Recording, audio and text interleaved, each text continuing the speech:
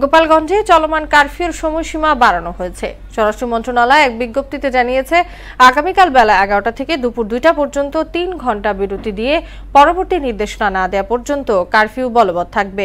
এদিকে গতকালের সহিংসতার পর এখনও স্বাভাবিক হয়নি গোপালগঞ্জের জীবনযাত্রা। সংঘর্ষের ঘটনায় 20 জনকে আটক করেছে যৌথ বাহিনী। মাসুদ পারভেজের প্রতিবেদন, জানাচ্ছেন ওবায়দুল হক মারুফ।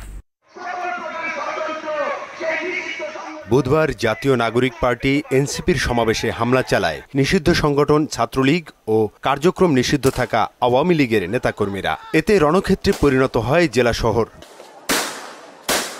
ওই ঘটনায় বুধবার রাত 8টা থেকে বৃহস্পতিবার সন্ধ্যা 6টা পর্যন্ত কারফিউ জারি করা হয়। বৃহস্পতিবার সন্ধ্যায় স্বরাষ্ট্র মন্ত্রণালয় এক বিজ্ঞপ্তিতে জানায়, শুক্রবার বেলা 11টা থেকে দুপুর 2টা পর্যন্ত 3 ঘন্টার জন্য কারফিউ বন্ধ থাকবে।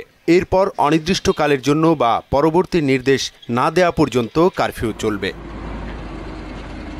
গোপালগঞ্জ জেলা প্রশাসকের কার্যালয়ে আয়োজিত প্রেস ব্রিফিংয়ে ঢাকা বিভাগীয় কমিশনার কারফিউ বহাল রাখার তথ্য জানান।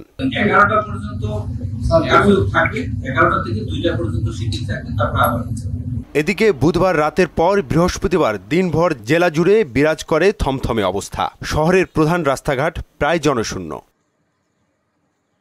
তবে বেলা বাড়ার সঙ্গে সঙ্গে কারফিউ উপেক্ষা করে সড়কে নেমে আসতে থাকে শ্রমজীবী মানুষ। অটোরিকশার মতো যানবাহনের পাশাপাশি ব্যক্তিগত গাড়িও বেরোতে থাকে কম বেশি। জীবনের তাগিদ, কারণ ওষুধ না নিতে হবে না, মাথা ব্যথার ওষুধ, প্রেশারের ওষুধ না খালি তো আমি বাজারও সবগুলো খোলা আছে, মোটামুটি কোনো সমস্যা তেমন ভোগ করতেছে না মানুষ। মোটামুটি বাজারটা যা শিথিল আছে, একদম কড়াকড়ি নাই। এই কারফিউ দেওয়াতে এটা আমাদের অসুবিধা আছে, রিক্সা গাড়ি কোনো ভাড়া নাই, খাবো কি? পুলিশের পাশাপাশি শহরের গুরুত্বপূর্ণ সড়কে টহল দিচ্ছে সেনা ও নৌবাহিনী। বিভিন্ন মোড়ে সতর্ক অবস্থানে রয়েছে আইন শৃঙ্খলা রক্ষাকারী বাহিনীর সদস্যরা। ওবায়দুল হক মারুফ, মোহনা সংবাদ।